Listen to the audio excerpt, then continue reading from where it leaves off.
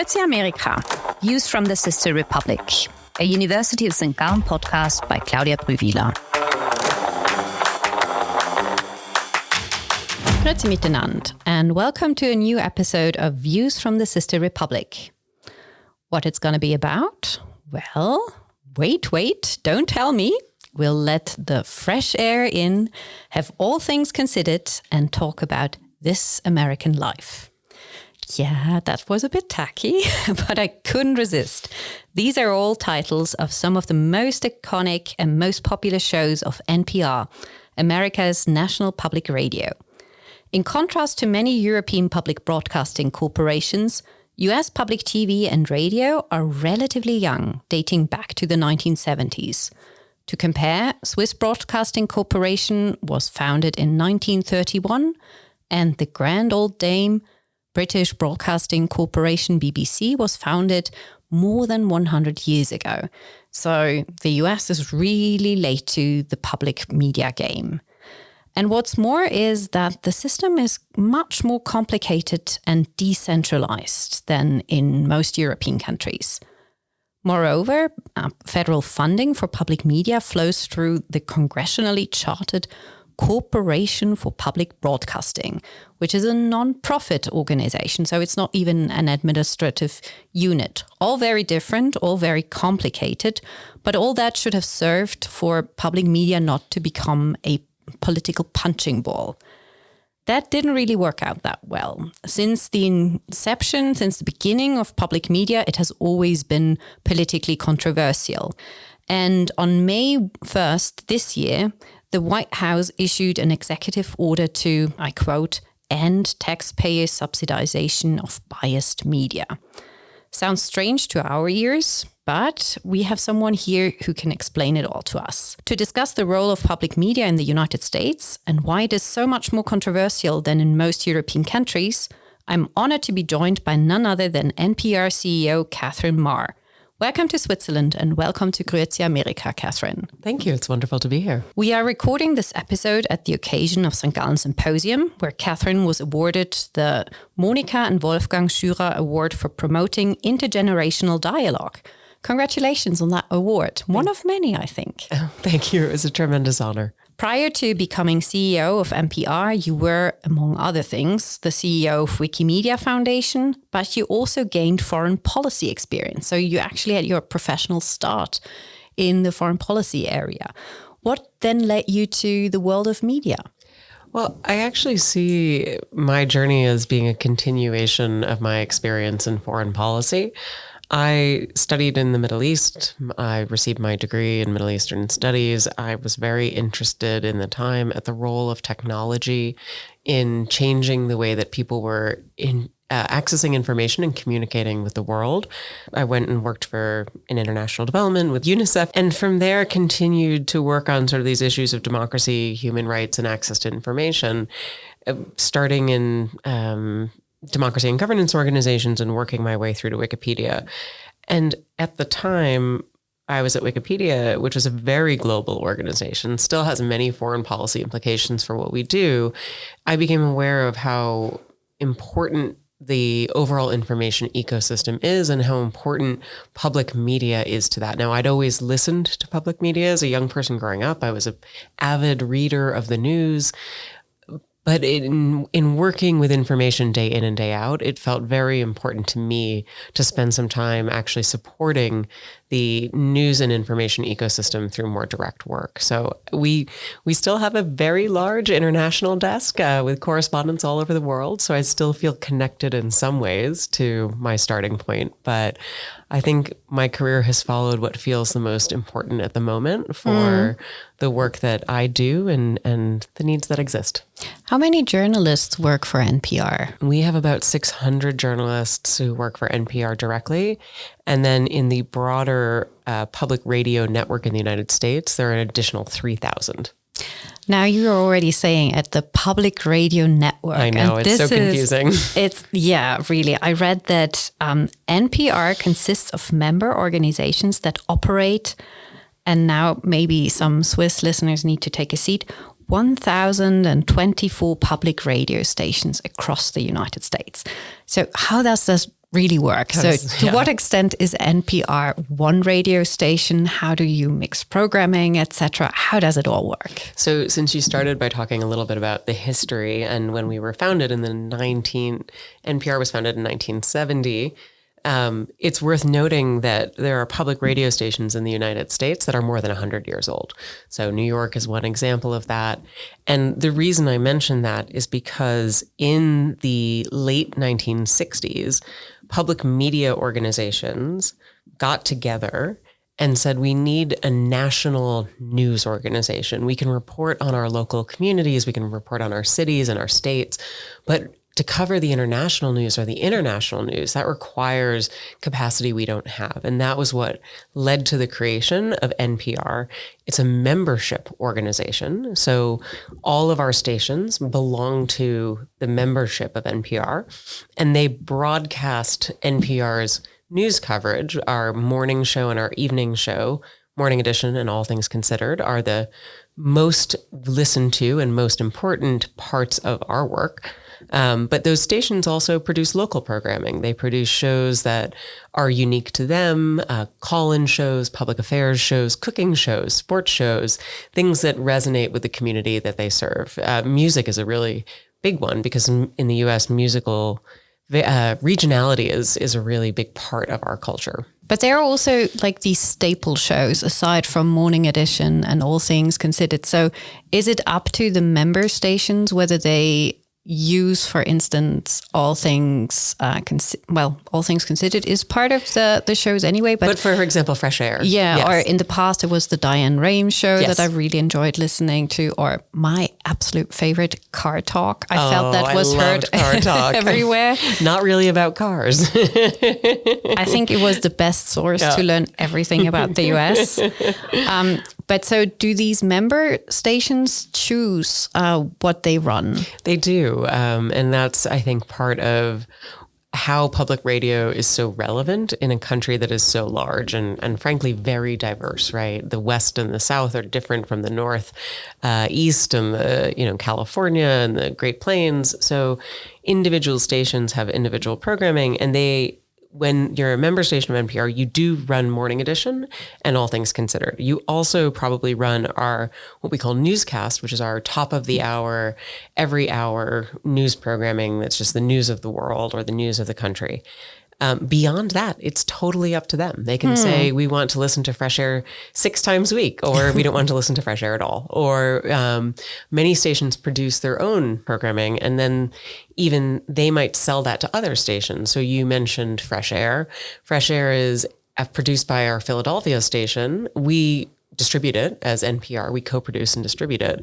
But stations like the Car Talk actually came out of Boston, similar sort of... Very audibly Bostonian. Very, very Boston, yes.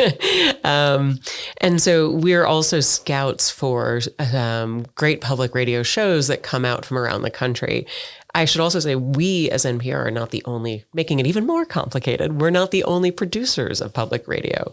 So 2 other popular shows, which would include Marketplace, which is a economics show that's produced by American Public Media. And then you had, for a very long time, Prairie Home Companion. Oh, yeah. Another very popular one, also produced by American Public Media. So it's much more of a market for public media than I think many people realize, which is why it is so complicated. It's a very complicated system. But governance-wise, are there like annual meetings or quarter-annual meetings where all the heads of these local and regional stations come together and tell each other what kind of programming they might discourage from being continuously produced? What level of exchange is there? There's quite a lot of exchange. In fact, when I go back home tomorrow, one of the reasons I have to get home is because next week we have our annual, what we call a fly-in, which means that all of the heads of stations or sort of senior executives from the stations are coming to NPR headquarters, and we will talk about everything from the future of our technology platforms to our show programming to the current political environment around funding. And that is really sort of a strategic and operational meeting that I think that this may actually be more familiar to your audiences. We also have governance meetings where essentially we pull together the consortium of members and they vote on governance bylaws issues, things along those lines. We have open quarterly board meetings in order to be able to present on the finances and operations to all of our members and to the public. I think that that's a little more in keeping with many of the European models of governance. And so we are an outlier even in the United States with how cooperative and collaborative our operations are. Do you have any collaboration with PBS, or is that completely separate? It is separate and not is how I would say it. So PBS is the television broadcaster, or a different way I think to think about it in today is really video, video documentaries. They have a news show that is a more traditional sort of television news show. We are audio, but it's not just radio. Of course, we do podcasts. Increasingly, we also do video that accompanies those podcasts or those shows. We do social media, we do digital media. I think the biggest differentiation is less about our medium and more that NPR produces content directly. We have a newsroom and PBS acquires content. And so they have stations that produce shows like Antiques Roadshow, or they'll acquire shows like Masterpiece Theater. PBS was famously the home of Downton Abbey for a very long time in the US. And a lot of other British shows. Many British shows, yes, very popular. And then it has a flagship news program called NewsHour. Some stations broadcast NewsHour because it's a very well-respected news show. So there's a little bit of intersection. We consider ourselves sister organizations with common missions, but slightly different programming perspectives. And I saw one difference is to what extent you rely on federal funding for your budget. So I saw PBS gets 15% through federal funding. About 16, yeah. And you only 1%. So how does your funding model actually function? Because 1% sounds like nothing. Yes. So the overall value of the funding that comes from the U.S. Congress to public media is shockingly low to a European's ears. It would be about $535 million per year. 75% of that goes to television and 25% of that goes to radio. So we receive all of radio across the entire country receives $121 million in funding. And about $100 million of that goes directly to stations. So the remaining $20-ish million goes to a couple different things. It goes to acquiring music rights so that you can listen to music stations or music can play on the air. It goes to some of the core infrastructure, technical infrastructure, like how we run the websites for all of the network. And it goes to supporting new shows and programs. So if you have an interest in launching a show, you can apply for funding to you can apply to the Corporation for Public Broadcasting, and you might get a grant to go launch a new show. NPR receives 1% of its funding through that grant process. And it has historically been for our international coverage, for conflict reporting. So for the war in Ukraine, for Gaza and Israel recently, and then for our election coverage, because the elections in the United States are an enormous operation, but they also come about for the presidential only every 4 years. So you need to be able to scale up and scale down. Yeah. And that's what that grant supports. And how do you get the rest of your operation funding covered? Yeah. I mean, everyone who has heard NPR knows there are all these sponsorships. It's also for a European ear a bit strange when you hear sponsored by Edutopia, But I mean, that can't be most of it, or is it? It's complicated, like everything. Okay, so NPR's budget is about $300 million a year. So $3 million, roughly, is from these grants from the Corporation for Public Broadcasting. About $100 million is from the membership fees that stations pay. And so we have 246 members. For a music station that airs less of our news coverage, those fees are going to be smaller. For a major station with a very large audience that airs a lot of our coverage, those fees are going to be larger. it allows them access to the programs to be able to distribute them, but also other services as well. We represent them in front of Congress. We provide them with some of the technical infrastructure to operate their websites. We also operate the satellite distribution system for all public media audio across the country.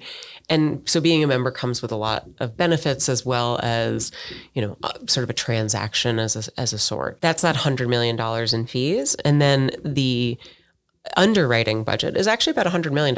And so the majority of that's actually from the podcast side, not the radio side. Okay. Which is interesting. But that underwriting that you hear, it may sound strange to a European ear, but compared to American advertisements, it's very subdued. It's sort of, this is brought to you by, and the name of the company, versus what we always joke in the US is like Sunday, Sunday, Sunday, come down to the mountain, monster truck rally, or cars are on sale this Memorial Day only, right? So it's a very, very different audio. Sorry to do that to your listeners, but it's a very different thing, and we are subject to FCC, which is a Federal Communication Commission guidelines about non-commercial educational stations, about what we can accept in terms of underwriting. We can't make claims about a product. We can only say such and such is a bank and offers financial services, things along those lines. And then the last bit of our funding comes from, as PBS would say, viewers like you or listeners like you. Yes. And so you get a tote bag. You get a tote bag. Exactly. And so I know the tote bag is so famous.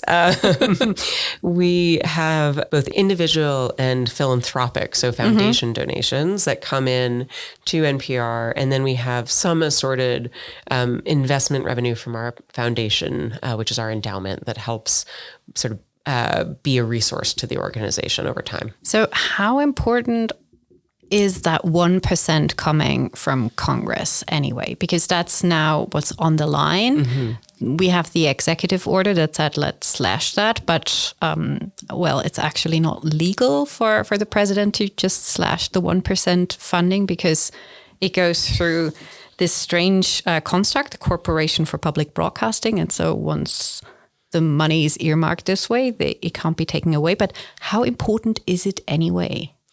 So if your listeners are still with us through all of this bureaucratic explanation, thank you. Thank you so much. It's really fascinating. It is. It's so complex. So the Corporation for Public Broadcasting was established with the goal of insulating public media from political interference, as you said in the introduction. And what you see with the Corporation for Public Broadcasting is the money that goes into the federal public broadcasting systems is appropriated 2 years in advance. And the reason for that is to give us further protections from the political moment of the day. So right now, as Congress is evaluating the budget for this coming fiscal year, 2026, we are actually talking about 2028 in public media. What the president has done two things. He has asked first that Congress rescind all of the funding that has already been appropriated for 2026 and 2027. So we have 2 years of budget in the bank. He's asking to take that back. There are arguments about why he can or can't do that. The next set of questions is he has also put forward an executive order saying no funding to NPR or PBS. The way that public media works, and to answer your question about whether it's important, I mentioned that $100 million goes to our stations around the country. 88 million of that goes to NPR stations. There are many public media stations that are not NPR members, local community stations. That funding is essential for how they operate. And so when I am visiting a station in, say, rural North Carolina or in the Great Plains in the Midwest, the infrastructure that is required to broadcast in mountainous terrain across very large distances is quite resource intensive. And so that federal funding for those small stations goes very much into that infrastructure, broadcast towers and the like, the engineers to maintain it. That's what allows us to cover 99.7% of the country. In many parts of the US, still, you don't have access to high-speed broadband. You don't necessarily have access to universal mobile network service. Alaska is a great example where the local stations, the percentage of their funding that comes from the federal government is somewhere over 30%. So it's actually quite significant. If that federal funding goes away, those local stations are going to have a really hard time maintaining infrastructure, employing reporters, or purchasing or staying a member of NPR. And so the question is, well, why does that matter? NPR programming is about 25% of what a station airs over the course of a day, but it's about 50% of their listening. And the vast majority of donations come in during NPR's morning and afternoon shows to the local stations, because that's the peak of listening for the station. Without that programming, stations will not be able to replace that national and international news that accompanies their local news. And so people come not just for local, not just for national, they come for the whole mix. And so we're a very symbiotic relationship between the local station's news and our national news. And it's very important to the economic health of the station. So if the funding goes away, it'll be hard for those stations to operate. It will impact their ability to be members of NPR, which also impacts our operational budget, because it will reduce the resources we have to do news gathering. And it will be damaging to listenership for the stations, which can have sort of a recurring negative cycle for their economics overall. Again, complex system. Yeah, totally. And I mean, the way you are describing it, one gets the sense that who will suffer the most are people who are the most remote from other networks and other ways of accessing world news, etc. I mean, there's always the internet, etc. But radio is very pervasive. And again, it's often hard to think. I often have this conversation with members of Congress. Sitting in DC, it's very easy to forget that you drive an hour outside of Washington, D.C., and you're in places that do not have cell phone service. Even leaving my house to go to the office, I lose cell phone service along the way. Yeah, that's true. I've experienced interesting cell phone gaps in the U.S. Let alone broadband access. High-speed broadband just is not a thing in many parts of the country. So the internet, yes, is a great resource, and we know that there's lots of news, but also this idea that it's available to everyone is not true. And then when it goes down, when there's a major disaster, a storm, which happens all the time. When I in the hometown that I'm from, power would go out for a week at a time following a major storm. That's when radio is absolutely essential. And we saw this in the aftermath of this really big hurricane, Hurricane Helene, that did enormous damage to North Carolina. And the water was out for 54 days. Wow, yeah. And the radio in that time was one of the only resources that town had to say, well, where can I get clean water? Where can I get food? Where can I go in town where I might be able to get a signal to let my relatives know that I'm okay? And that was our local public radio station, Blue Ridge Public Radio, that was doing all that work. And in my thinking and in my experience, radio is also something very communal, whereas the internet, we tend to consume on our own, or it's something that's very private. Also, podcast listening tends to be something rather private and individual, whereas listening to the radio news is something that you might do when you're getting your hair cut, when you're with your family, etc. But who is your community? Who is the community of NPR listeners? Because the stereotype says those are the more urban, the college class, people who are debating whether they should go from vegetarian to vegan. So who is the NPR listener really? The stereotype of an NPR listener is a college professor with leather patches on their elbows who probably has a Subaru that is covered in dog hair and carries a tote bag. But that's not actually who the average NPR listener is. The average NPR listener is everyone. We have a very wide-ranging audience. We have people who, from rural communities, who listen in as they work with their hands, whether it is farming or whether it is, woodworking. We hear all the time from folks who the reason they listen is because they aren't at a computer. They're not on their phone. They're doing things. Truckers, long-haul truckers, another big part of the American economy. You then have people who, yes, are sort of more of the urban, educated, white-collar professionals who are listening as they get ready for work. But the range is really quite large. And I'm always struck by how many people that I meet who said, when I was growing up, I didn't have access to either I grew up in a small town or, there wasn't a great library or, my education had parts that were good, but then, the broader picture of the world around me wasn't as rich, or we didn't have music in my town because there was no entertainment industry. And I found all of that through public media. And so you'll meet people from all over the nation who said, I really grew up on this and it broadened my world. It expanded my curiosity. I learned about science. I learned about politics. I learned about cars, coming back to car talk. I listened to interesting people be interviewed about what motivated them. It inspired me to go be a musician, an actor, a writer, something along these lines, to be a better parent to my children because of listening to the experiences that other people have had. That is such a powerful thing. And if you think I'm just talking about it, I actually have data too. So I'm not surprised you do. Because it is true that our broadcast audience, so that's the radio audience, does tend to skew a little bit more liberal in the way that they identify their political beliefs.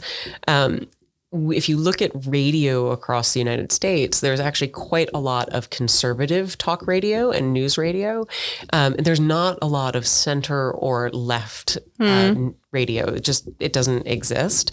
I don't know why that is, but it is the case. And so we find that audience tends to be a little bit more on one side than the other.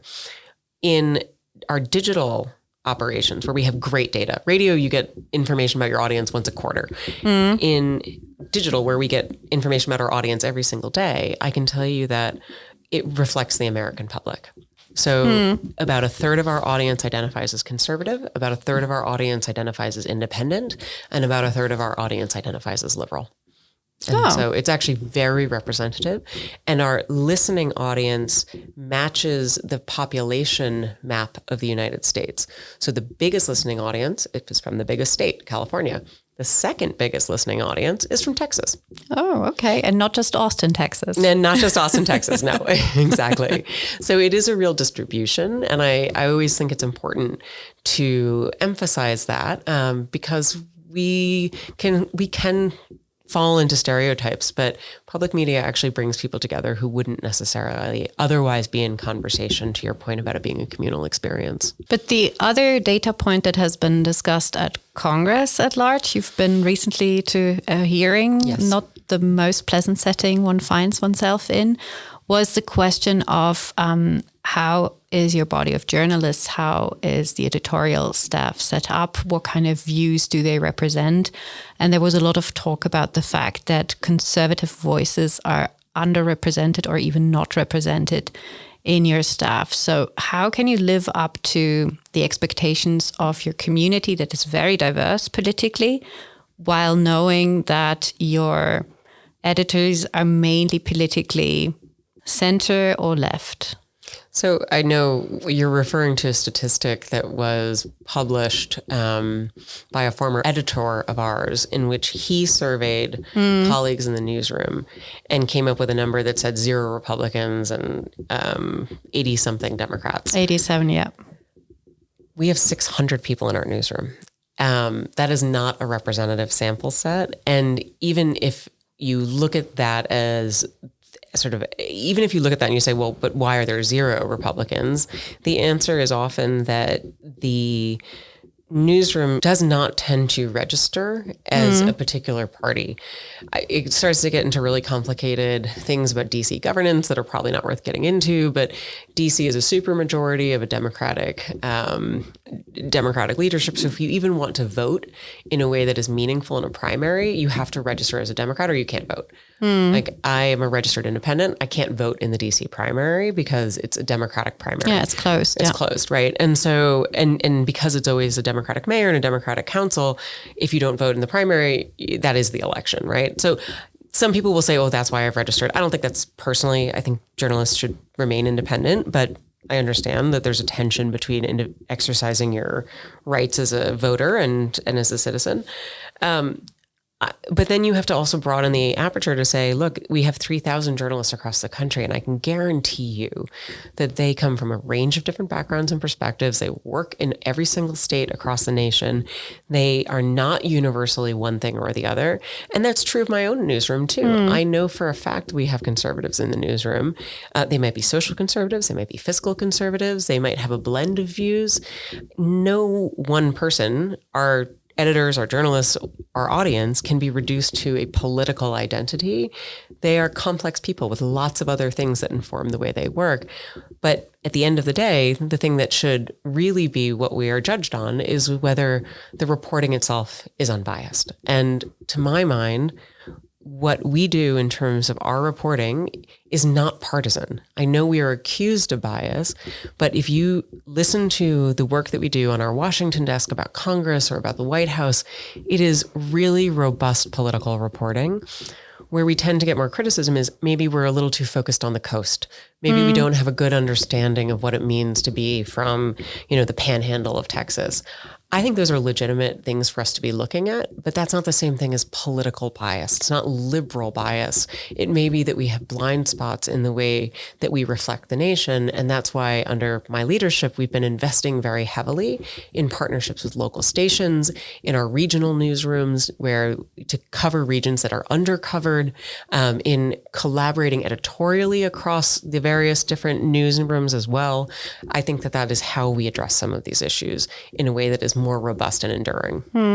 Have you also thought about having your programs evaluated scientifically, for instance? I mean, that happens in Swiss media at times that scientists, scholars, media scholars look at how the reporting is done, etc., so that you can also communicate that better to policymakers. So for I think it was just about 10 years before I joined NPR, we had an independent ombudsperson for our Middle East coverage. And every year they would issue a report on how was our Middle East coverage balanced. And it's really interesting to go back and read that report because they look at all different sort of metrics of balance. Did we hear from, an Israeli voice? Did we hear from a Palestinian voice? What percentage of the individual broadcast was one of these individuals or another? How does the overall composition and body of reporting reflect the, balanced perspectives, not just the individual piece that may be responding to breaking news, for example? I think it's a valuable tool to have this kind of insight to understand your own work for our journalists to be able to say, how are we doing here? So once a month, our journalists do get together, a rotating group, and evaluate some of the hardest stories we've covered that past month. And then they write up their findings and they publish them publicly. Okay, so no matter what topic area. Yeah, we started with the war in Israel and Gaza. And then I think, addressed the next one was the protests on campuses in the United States. And it has gone on to cover the election and a variety of different things. I think that's a very healthy practice. We also have a public editor who is independent of our newsroom. She's the ombudsperson for our work. She takes input from the public, assesses and evaluates, reports on our reporters. So from my perspective, we do quite a lot of this work already, and it is part of our mandate and our responsibility as a public media organization. But how do you get that across to the majority in Congress? Because they don't seem to believe it. Well, look, I've been here for 1 year and I've invested quite a lot in... And you came at the worst time. Or the best time, because this is when if you like a challenge. When it really matters, exactly. I am... You mentioned it's a tough situation to go in front of Congress, and it is. It's congressional questioning is tough, regardless of what party the congressperson is a member of. It is also an opportunity to advocate on behalf of our work and explain our work. And I spend a lot of time meeting with members of Congress on the Hill, of meeting with their staff members, talking to them about what we do. But the most effective advocates for what we do are actually local stations, because every member of Congress has a station in their district, and those stations can say, yes, of course, this is what we're doing with NPR, and we work with them, and we collaborate with them, and we are doing this work in the Gulf states or in Appalachia region, and we're covering issues of health and agriculture that matter. And also, this is what we do independently as a station that matters to our community. That tends to be far more effective than me coming from a national perspective talking about it. Because at the end of the day, all politics really are local. And, what your local voters care about is ultimately what's going to influence how you think about approaching an issue. That's a very good sentiment to end this on, because I think it also carries a hopeful note that since voters care about local news stations and the value that they bring, well, they might also bring the pressure. Well, it's not I am happy. I'll leave it on another hopeful note. We know that 85% of Americans value local news. It is a bipartisan belief that local news is a positive influence on the community. We also know that where local news exists, you have lower rates of partisanship and higher rates of civic participation. So my vote is always to support local news because it is inherently a civic good. It's part of the civic infrastructure of what brings a country together. And for that and that reason alone, I believe public media should continue to exist for the health of the nation as a whole. Katherine Maher, it was wonderful to get insight into the complex system that public media is in the United States. For our listeners, what is your favorite NPR show that you think Europeans should give a listen to? Ooh, gosh, all my children are my favorite. So I will not tell your staff. I would say that for Europeans at the moment, if you're interested in what's happening in American politics, the Politics Podcast is very good. If you are interested in more sort of American culture, I'm really enjoying Wild Card, which interviews sort of entertainment and cultural figures. And if you love music, there's nothing better than Tiny Desk. Okay. And I think you should bring Car Talk back. I miss Car Talk. I really do. Thank you so much, Katherine. And thank you to all our listeners. We look forward to having you back to our next episode. And until then, I say auf Wiedersehen. Grüezi Amerika. Views from the Sister Republic, a University of St. Gallen podcast by Claudia Brühwiler.